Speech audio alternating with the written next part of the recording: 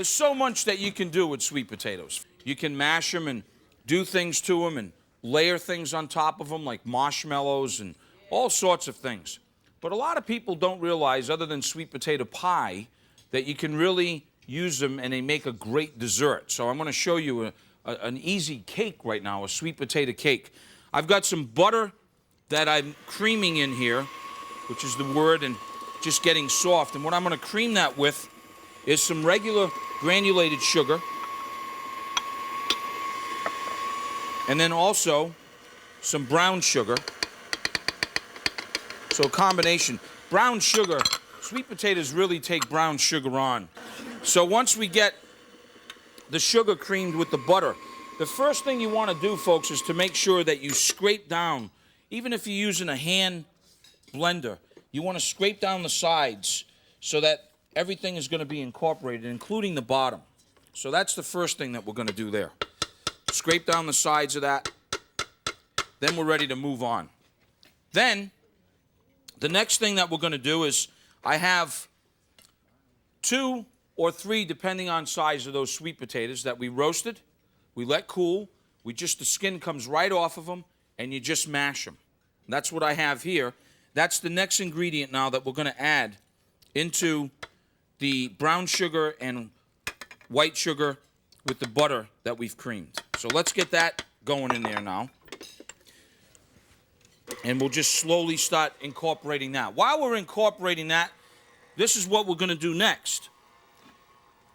You never get to use these bundt pans anymore. No, I'm serious. You know, it used to be like popular, like 10 or 15. Everybody was doing bundt cakes. What are you doing this weekend, Sally?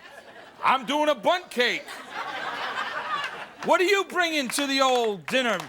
I'm bringing a bundt cake. I mean, come on, right?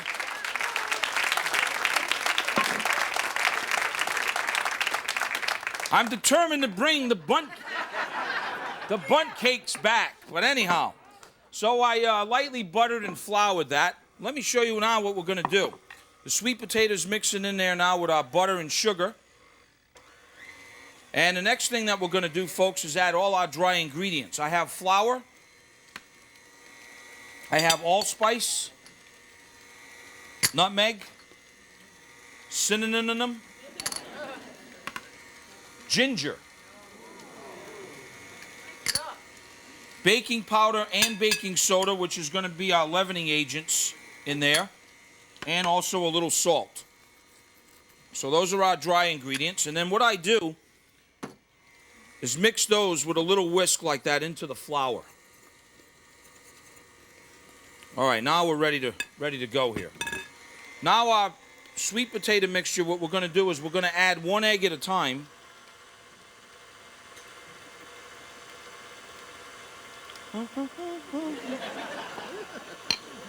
One egg at a time.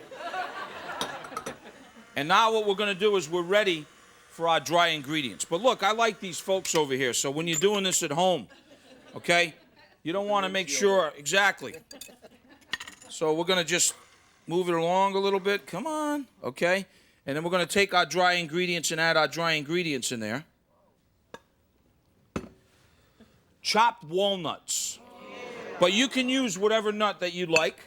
And a little bit of vanilla. Vanilla and sweet potatoes go tremendous together. So we've got the vanilla in there. Now, like I said, put the windshield in. Easy. You don't need the windshield. And we're going to get this into a batter. We're going to put our oven on about 375 degrees, and we're going to pour our batter into our bundt cake mold. Actually adding the batter into the bundt cake and this mold, and this is basically how you do it. You just section it out like this. You want to heat the oven at 325. I think I might have told you 375. It's 325. It's a slower process. This is going to bake for about an hour and 10 minutes. All right, so we'll put this inside the oven. And an hour and 10 minutes. It's a nice nap, wasn't it?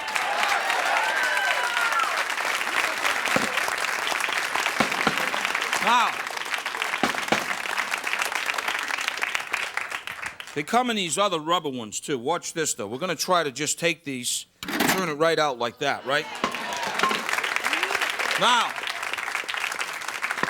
take a little bit of the juice from one nice orange. The zest from that orange. Okay? Watch this. Powdered sugar. Oh, yeah, babe. This is like one of those old-fashioned icings. Little sweeter? Oh, yeah. Okay. See how easy I am? How's that? Sweet enough?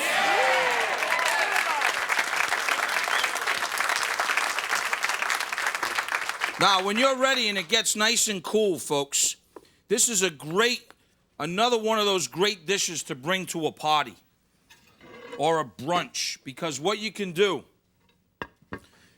after it's cooled down is this. You just take that glaze, okay? Just take that orange glaze like that, and then you can bring that to the party like that. Then I just kind of bam, bam, bam, bam, bam, bam, bam. Little bit of mint in there like that. There you have it, okay?